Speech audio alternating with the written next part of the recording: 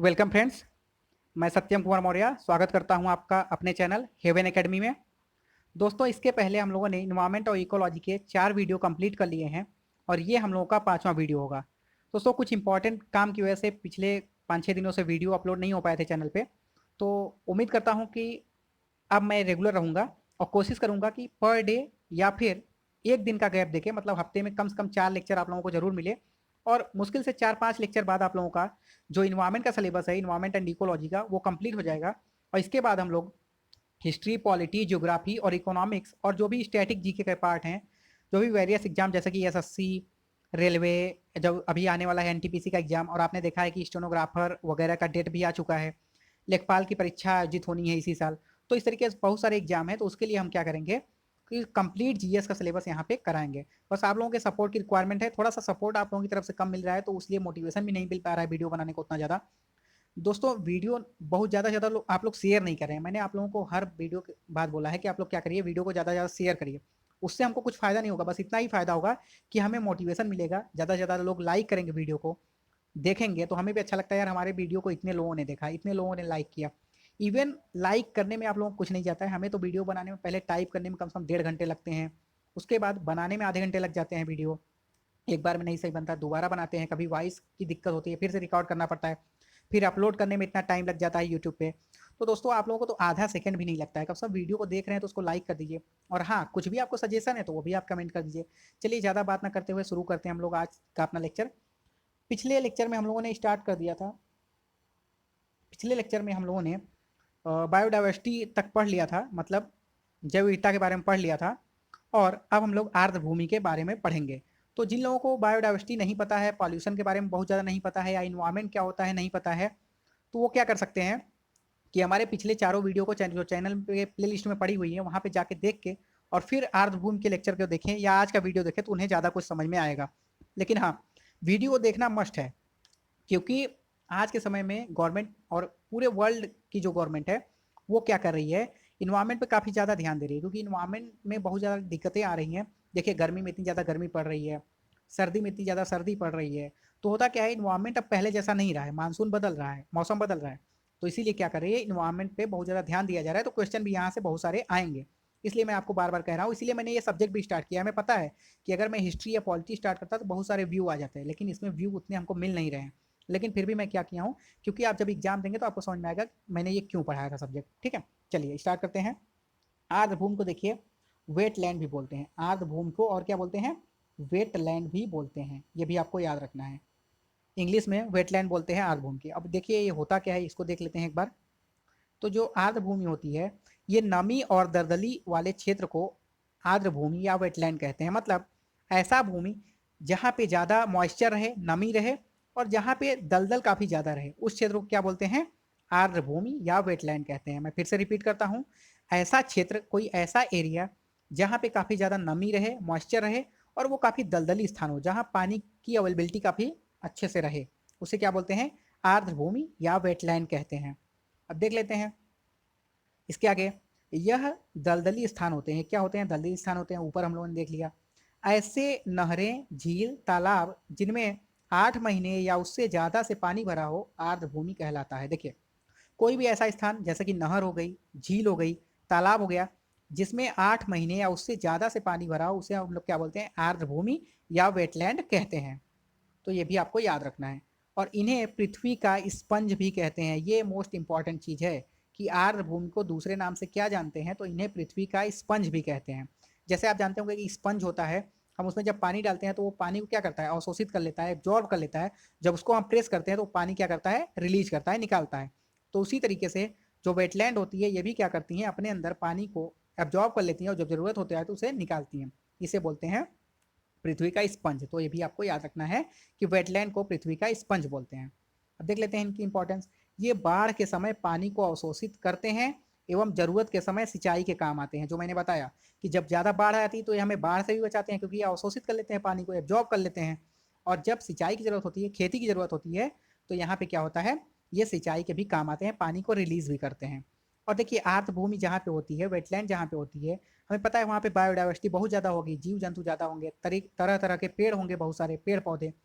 क्योंकि ये उसी को पता होगा, इसी को समझ में आ रहा होगा जिसने बायोडाइवर्सिटी जो जानता है कि बायोडाइवर्सिटी आखिर होता क्या है, और जो मेरे वीडियो को देखा होगा प्रीवियस उसको बायोडाइवर्सिटी पता होगा। चलिए आगे बढ़ जाते हैं। यहाँ की ज़मीन पानी सोखती है, ये तो मैंने पहले ही बता दिया कि यहाँ ज़मीन बहुत ज़्यादा पानी सोखती है। और ये भी मैंने अभी बताया आप लोगों को कि यहाँ की जैव विविधता अधिक होती है। क्यों अधिक होती है? क्योंकि यहाँ पे पानी की अवेलेबिलिटी ज़्यादा होती है। और जैव विविधता किसे कहते हैं? जहाँ पे डिफरेंट टाइप ऑफ पेड़ पौधे ज़्यादा हों और जीव जंतु ज़्यादा रहते हों। तो जाहिर सी बात है, जहाँ पे पानी अच्छा अवेलेबल रहेगा, मौसम अच्छा रहेगा, जलवायु अच्छी रहेगी, वहाँ पे जैव विविधता ज़्यादा होगी ही। अब देखिए, जैव विविधता को महत्व किस प्रकार से दिया गया? पहले तो ऐसा नहीं होता था कि वेटलैंड हम लोग कहीं पे निर्धारित करें, लेकिन इसके इम्पोर्टेंस को देखते हुए इसके लिए 1971 में ईरान के रामसर नामक शहर में, ईरान के रामसर नामक शहर में क्या किया गया? एक सम्मेलन करवाया गया। एक सम्मेलन हुआ कब? 1971 में। और उसी दौरान क्या बताया गया कि हम लोग क्या करते हैं, कुछ ऐसी भूमि जहाँ पे ये सब चीज़ें हमें देखने को मिलती है, उसे हम लोग क्या करेंगे? वेटलैंड घोषित कर देंगे। क्या घोषित कर देंगे? वेटलैंड मतलब आर्द्र भूमि। और वहाँ के लिए कुछ स्पेशल प्रोविजंस और स्पेशल सिक्योरिटीज़ हम लोग देंगे सुरक्षा के लिए। और लेकिन इसे लागू कब किया गया था? तो ये भी याद रखना है, 1975 में। अगर आपसे पूछता है कि वेटलैंड के लिए, आर्द्र भूमि के लिए सम्मेलन कब आयोजित हुआ? 1971 में। लेकिन इसे लागू कब किया गया? तो 1975 में, 1975 में। आगे बढ़ते हैं। अच्छा, देख लेते हैं इसका उद्देश्य क्या है। तो इसका जो उद्देश्य है वो है आर्द्र भूमियों का संरक्षण। पहला उद्देश्य है आर्द्र भूमियों का संरक्षण, मतलब इसके थ्रू हम लोग क्या करते हैं, जो वेटलैंड्स हैं उनको बचाते हैं, उनको सिक्योरिटी प्रदान करते हैं, ठीक है, उनको संरक्षण देते हैं। तो ये होता है आर्द्र भूमि का संरक्षण, क्योंकि हमने अभी देखा कि इसकी जरूरत क्या क्या है, बहुत ज़्यादा इंपॉर्टेंस है इसका। दूसरा, आर्द्र भूमि की पहचान करना। देखिए, कुछ ऐसे रूल और रेगुलेशन भी बनाए गए कि जिससे हम लोग आर्द्र भूमि की पहचान कर पाए। देखिए, ऐसा नहीं है कि अगर मान लीजिए कि 1 मीटर के अंदर बहुत सारे पानी है तो उसे हम आर्द्र भूमि बोल देंगे, या 1 महीने पहले बारिश हुआ अभी भी पानी है तो उसे हम आर्द्र भूमि बोल देंगे, ऐसा तो है नहीं। तो कुछ ऐसे मतलब रूल रेगुलेशन बनाए गए जिसके थ्रू ये डिसाइड किया जाएगा कि किसको हम आर्द्र भूमि बोल सकते हैं, उसकी पहचान किस प्रकार से कर सकते हैं। जैसा कि मैंने बताया था कि एक पार्टिकुलर एरिया होना चाहिए, ऐसा नहीं कि 1-2 मीटर के एरिया में है तो उसे हम बोल देंगे, नहीं, एक बड़ा सा एरिया होना चाहिए वहाँ पे। उसके बाद वहाँ पे लगातार पानी होना चाहिए, वो पानी को लगातार सोखता हो, जैसे 8 महीने से ज़्यादा से वहाँ पे पानी हो। तो ये क्या हो गया? आर्द्र भूमि की पहचान करने से रिलेटेड हो गया। अब देख लेते हैं जलवायु परिवर्तन से सुरक्षा। इसका उद्देश्य ये भी था कि जलवायु परिवर्तन से हमें सुरक्षा मिले। जैसे देखिए, जलवायु कितनी तेजी से हमारे यहाँ बदल रहा है। इसका मेन रीजन है कि ह्यूमन डेवलपमेंट के लिए काफ़ी ज़्यादा इंडस्ट्रियल गैसेस को बोल सकते हैं रिलीज करवा रहे हैं, रिलीज हो रहा है इंडस्ट्री से। तो इससे क्या हो रहा है? जलवायु परिवर्तन हो रहा है। तो उससे भी बचाव के लिए क्या हो रहा है कि ये कराया गया था। आगे बढ़ जाते हैं। नेक्स्ट क्वेश्चन आपसे पूछ सकता है कि कब मनाया जाता है जो विश्व आर्द्र भूमि दिवस है, या वर्ल्ड वेटलैंड्स डे कब मनाया जाता है? तो याद रखिए, ये हर वर्ष 2 फरवरी को मनाया जाता है। कब मनाया जाता है? हर साल 2 फरवरी को मनाया जाता है विश्व आर्द्र भूमि दिवस। तो ये भी आपको याद रखना है, कब मनाया जाता है? 2 फेब को, world wetland day. Next question है कि इस समय कितने देश हैं इसमें? तो याद रखिएगा, इस समय कुल इसमें 169 देश शामिल है। पहले जो थे वो 146 के अराउंड कंट्री थे इसमें, लेकिन अब कितने हो चुके हैं प्रेजेंट टाइम में? 169 कंट्रीज के मतलब इसमें पार्टनरशिप कर चुके हैं। टोटल इस सम्मेलन में कितने देश हो चुके हैं? 169 देश भाग ले चुके हैं। ये बिल्कुल अपडेटेड डेटा है, हो सकता है आपको कहीं पे बुक वगैरह में कम मिले, लेकिन यहाँ पे 169 हो चुका है, 169। नेक्स्ट देख लेते हैं कि ये तो हुआ कि सम्मेलन के बारे में। अब देखते हैं कि जो भारत की पहली आर्द्र भूमि है, वेटलैंड है, वो किसको और कब घोषित किया गया? तो याद रखिएगा, जो भारत की पहली वेटलैंड है, आर्द्र भूमि है, वो 1981 में, कब? 1981 में उड़ीसा की चिल्का झील को घोषित किया गया। किसको? उड़ीसा के चिल्का झील को। और अभी एग्जाम में क्वेश्चन आया हुआ भी था, ग्रुप डी में आया था और एसएससी के सीएचएसएल में आया हुआ था कि चिल्का झील कहाँ पे है? तो वो कहाँ पे है? उड़ीसा में है। और वहीं उड़ीसा की चिल्का झील को पहली बार 1981 में वेटलैंड घोषित किया गया। अगर पूछता है भारत में इस समय कुल कितने वेटलैंड्स हैं, कितनी आर्द्र भूमि है, तो याद रखिएगा 37। इस टाइम भारत में कुल कितनी आर्द्र भूमि है? 37 है। कुछ बुक में आपको 26 या 27 मिलेगा तो वो गलत है, क्योंकि अभी 10 और बढ़े हैं तो 37 हो गए हैं। अगर आपसे पूछता है कि 2019 में किसको घोषित किया गया था आर्द्र भूमि या वेटलैंड, तो याद रखिएगा सुंदरवन को। या इस तरीके से भी उल्टा करके भी पूछ सकता है क्वेश्चन को रिवर्स करके कि सुंदरवन को आर्द्र भूमि या वेटलैंड कब घोषित किया गया, कब डिक्लेयर किया गया? तो कब किया गया? 2019 में, 2019 में। आपको पता है कि सुंदरवन पश्चिम बंगाल में डेल्टा भी बनाती है, गंगा यमुना रिवर, ठीक है, ब्रह्मपुत्रा भी है, ठीक है, तो बनाती हैं। आगे बढ़ते हैं। नेक्स्ट क्वेश्चन है नेशनल पार्क या राष्ट्रीय उद्यान। अब जिसने पेपर दिया होगा, कोई भी पेपर दिया होगा या प्रीवियस ईयर पेपर देखता होगा, तो उसे तो एक चीज़ पता है कि राष्ट्रीय उद्यान का कितना महत्व है, नेशनल पार्क हमारे एग्जाम के लिए कितना इंपॉर्टेंट है। तो उसे ही ये वीडियो का मतलब समझ आएगा कितना इंपॉर्टेंट है हमारे लिए वीडियो, क्योंकि हर एक एग्जाम में नेशनल पार्क से क्वेश्चन पूछता ही पूछता है। तो चलिए उसको देख लेते हैं कि आखिर ये नेशनल पार्क या राष्ट्रीय उद्यान होते क्या हैं। देखिए, पेड़ पौधे व, यहाँ पे वह नहीं रहेगा, वह रहेगा, ठीक है, इसको सही कर लीजिएगा। पेड़ पौधे व जीवों का उनके स्थान, मतलब उनके निवास स्थान पर ही संरक्षण करना राष्ट्रीय उद्यान कहलाता है। मैं समझा देता हूँ। देखिए, मान लीजिए एक पार्टिकुलर एरिया है, इसके अंदर इधर पेड़ पौधे हैं, ठीक है, इधर पेड़ पौधे हैं, इधर जीव जंतु रहते हैं। तो इस तरीके से इस एरिया में जो पेड़ पौधे और जीव जंतु रहते हैं, इसी को इसी एरिया में यहीं पे फिक्स करके संरक्षित करना, सिक्योरिटी देना ही क्या कहलाता है, राष्ट्रीय उद्यान या नेशनल पार्क। मतलब इनको ऐसा नहीं कि इनको यहाँ से ले जाके कहीं और उठा के रखते हैं, इधर नहीं, यहीं के यहीं इनको संरक्षण देना, यहीं पे सिक्योरिटी देना, इन्हीं को हर एक चीज़ प्रोवाइड करना क्या कहलाता है, राष्ट्रीय उद्यान या नेशनल पार्क। ठीक है, ये भी आपको याद रखना है। चलिए देखते हैं। अच्छा, राष्ट्रीय उद्यान को डिक्लेयर कौन कर सकता है, मतलब मान लीजिए कोई एक एरिया है, तो हम कैसे जानेंगे कि राष्ट्रीय उद्यान है, तो उसको कौन घोषित कर सकता है, कौन राष्ट्रीय उद्यान उसको बना सकता है। देखिए, तो राष्ट्रीय उद्यान बनाने के लिए, डिक्लेयर करने के लिए, चाहे केंद्र सरकार मतलब सेंट्रल गवर्नमेंट या राज्य सरकार स्टेट गवर्नमेंट दोनों काम कर सकती है, मतलब दोनों में से कोई भी चाहे तो वो राष्ट्रीय उद्यान घोषित कर सकती है। लेकिन अगर वहीं पे राष्ट्रीय उद्यान को निरस्त करने की बात करें, मतलब उसको हटाने की बात करें, अगर वो अब राष्ट्रीय उद्यान लायक नहीं रह गई है जगह, तो उसे हटाएगा कौन, तो उसे कौन हटाएगा, केवल केंद्र सरकार। इसको आपको याद रखना है, यहाँ पे क्वेश्चन आपको फंसा सकता है कि राष्ट्रीय उद्यान को घोषित कौन कर सकता है, राज्य सरकार व केंद्र सरकार दोनों, लेकिन उसे खत्म कौन कर सकता है, तो केवल केंद्र सरकार मतलब सेंट्रल गवर्नमेंट। अब देखते हैं कि भारत का पहला राष्ट्रीय उद्यान उद्यान या नेशनल पार्क कौन है। देखिए, 1970 में पहली बार Jim Corbett national park, Jim Corbett national park जो कि कहाँ पे है, उत्तराखंड में, Jim Corbett national park Uttarakhand को 1970 में सबसे पहले भारत का पहला राष्ट्रीय उद्यान घोषित किया गया। तो ये बिल्कुल बढ़िया क्वेश्चन है, अच्छा क्वेश्चन है, आएगा भी आपके एग्जाम में और कई बार आ भी चुका है। दो तरीके से क्वेश्चन बनेगा। भारत का पहला राष्ट्रीय उद्यान कौन सा है, जिम कार्बेट राष्ट्रीय उद्यान, कहाँ पे है, उत्तराखंड, कब बनाया गया, इसको 1970 में घोषित किया गया राष्ट्रीय उद्यान। आगे बढ़ जाते हैं। दोस्तों, वीडियो को ज़्यादा से ज़्यादा अपने दोस्तों के साथ शेयर करिए, चैनल को सब्सक्राइब करिए। बहुत सारे लोग वीडियो देखते हैं लेकिन चैनल को सब्सक्राइब नहीं करते हैं। सब्सक्राइब करने का फ़ायदा ये है कि मैं कोई भी वीडियो डालूंगा तो आपको उसकी इन्फॉर्मेशन मिल जाएगी, वीडियो आ चुका है, और उससे आपका कुछ नुकसान तो होने वाला नहीं है, ठीक है। तो वीडियो को सब्सक्राइब करिए और बेल आइकन भी दबा लीजिएगा। चलिए देखते हैं, इस समय भारत में कुल कितने राष्ट्रीय उद्यान हैं, तो इस समय भारत में कुल 104 राष्ट्रीय उद्यान है। कितने, 104। भारत में इस टाइम कुल 104 राष्ट्रीय उद्यान है। ये बिल्कुल लेटेस्ट डेटा है। अब देख लेते हैं जो जो इंपॉर्टेंट में पूछे जाते हैं एग्जाम में, वही हम यहाँ पे देखेंगे। ऐसा तो नहीं 104 का हम डिस्कस करेंगे तो 1 घंटे बीत जाएगा, ठीक है। तो 104 हम डिस्कस नहीं करेंगे और ना ही आप उसको याद कर पाएंगे। तो जो जो मैं यहाँ पे बता रहा हूँ उसको तो एटलीस्ट आप 2-3 बार वीडियो देखेंगे तो आपको याद हो जाएगा। वैसे भी मैं यहाँ पे 2-2 बार रिपीट करूँगा ताकि वीडियो देखने के साथ ही आपको बहुत सारा याद हो जाए। अब एग्जाम में क्वेश्चन देखें तो आप टिक कर पाएँ सही। तो चलिए देख लेते हैं जो जो इंपॉर्टेंट नेशनल पार्क है भारत के अंदर। पहले स्टार्ट करते हैं जम्मू एंड कश्मीर से, JNK से। तो जम्मू और कश्मीर के अंदर 3 इंपॉर्टेंट राष्ट्रीय उद्यान है, नेशनल पार्क है। सलीम अली राष्ट्रीय उद्यान, किश्तवाड़ राष्ट्रीय उद्यान, दाचिंगम राष्ट्रीय उद्यान। फिर से रिपीट कर रहा हूँ, जम्मू कश्मीर में Salim Ali national park, Kishtwar national park और दाचिंगम नेशनल पार्क हैं। नेक्स्ट है हरियाणा। हरियाणा के अंदर Kalesar national park, Sultanpur national park. Haryana के अंदर कौन से हैं, कालेसर राष्ट्रीय उद्यान और सुल्तानपुर राष्ट्रीय उद्यान है।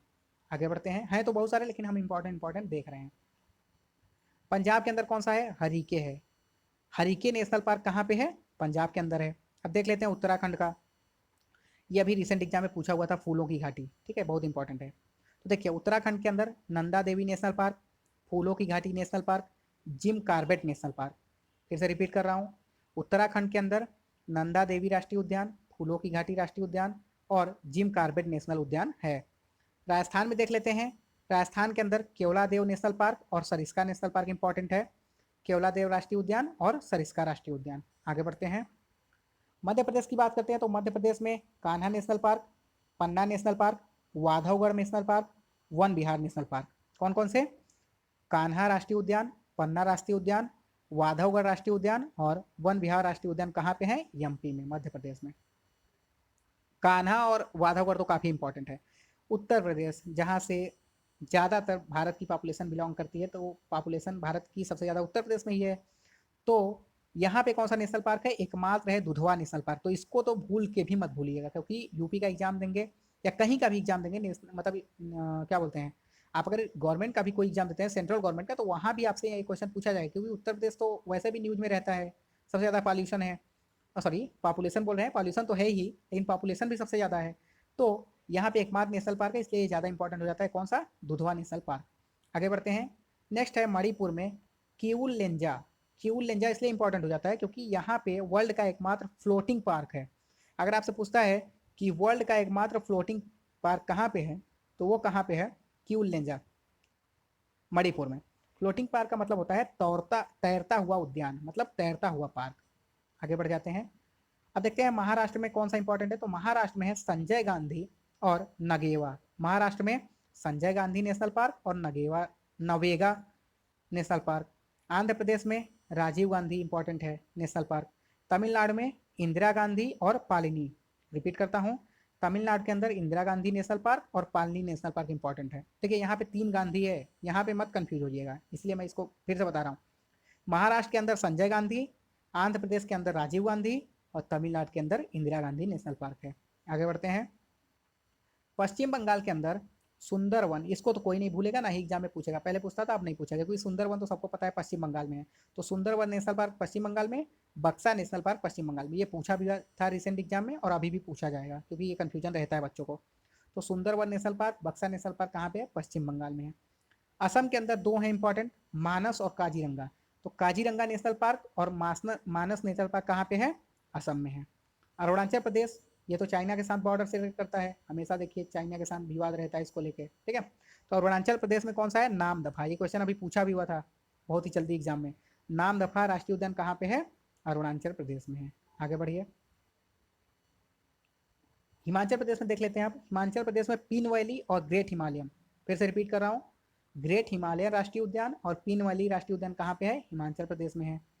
केरल के अंदर कौन सा है, साइलेंट वैली या चुप्पी घाटी इसे बोलते हैं, साइलेंट वैली को चुप्पी घाटी भी बोलते हैं, और अनाईमुडी। तो साइलेंट वैली और अनाईमुडी जो नेशनल पार्क है, ये दोनों कहाँ पे है, केरल में है।